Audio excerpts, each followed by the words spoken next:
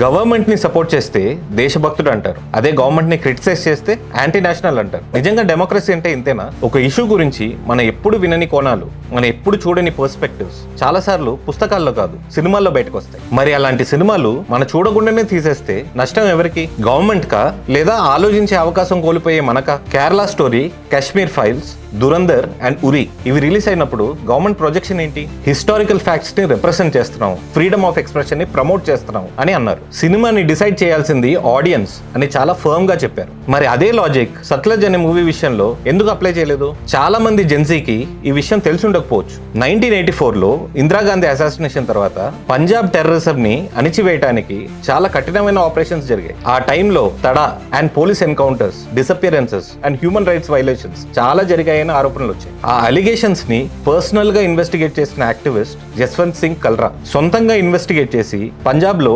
25,000 కి పైగా అన్ఐడెంటిఫైడ్ క్రిమేషన్స్ ని ఐడెంటిఫై చేసి మీడియా ముందు బయటకు పెట్టాడు. కొద్ది రోజులకే అతను కిడ్నాప్ అయ్యారు అండ్ దాని తర్వాత హత్య చేయబడ్డారు. ఈ మర్డర్ కేసులో కొంతమంది పోలీస్ ఆఫీసర్స్ కి కన్విక్షన్ కూడా జరిగింది. ఆ ఇన్వెస్టిగేషన్ నే ఆధారంగా తీసుకుని సట్లెజ్ అనే సినిమా తీశారు. థియేటర్ లో రిలీజ్ అవ్వనీయలేదు, ఓటీటీలో రిలీజ్ చేస్తే 2 రోజుల్లోనే తీసేశారు. గవర్నమెంట్ ప్రకారం ఇలాంటి సెన్సిటివ్ సినిమా రిలీజ్ అయితే పంజాబ్ లో మళ్ళీ అన్రెస్ట్ క్రియేట్ అయ్యే అవకాశం ఉందని anti India forces and Khalistani groups దీన్ని మిస్యూజ్ చేసే ఛాన్స్ ఉందని సెక్యూరిటీ కన్సర్న్స్ ని మెయిన్ రీజన్ గా ప్రొజెక్ట్ చేస్తున్నారు. ఒకవేళ కన్సర్న్స్ జెన్యూన్ అయితే నేషనల్ సెక్యూరిటీని ప్రొటెక్ట్ చేసే బాధ్యత గవర్నమెంట్ దే. కానీ డెమోక్రసీని కాపాడుకోవడానికి ఏది మోర్ ఇంపార్టెంట్? ఫ్రీడమ్ ఆఫ్ ఎక్స్ప్రెషనా లేక నేషనల్ సెక్యూరిటీయా? ఈ రెండింటి మధ్య గీత ఎక్కడ గీయాలి? అసలు ఎవరు గీయాలి? ఫ్రీడమ్ ఆఫ్ ఎక్స్ప్రెషన్ అంటే మన ఐడియాలజీకి నచ్చిన సినిమాలు మాత్రమే కాదు, మన ఐడియాలజీని క్వశ్చన్ చేసే సినిమాలు కూడా. ప్రశ్నలు అడగటం దేశద్రోహం కాదు, అది ఒక హెల్తీ డెమోక్రసీ లక్షణం. మీరేమనుకుంటున్నారు? సట్లెజ్ ని రిమూవ్ చేసి గవర్నమెంట్ మంచి పని చేసిందా, లేదా is it an attack on democracy? Me views ఏంటో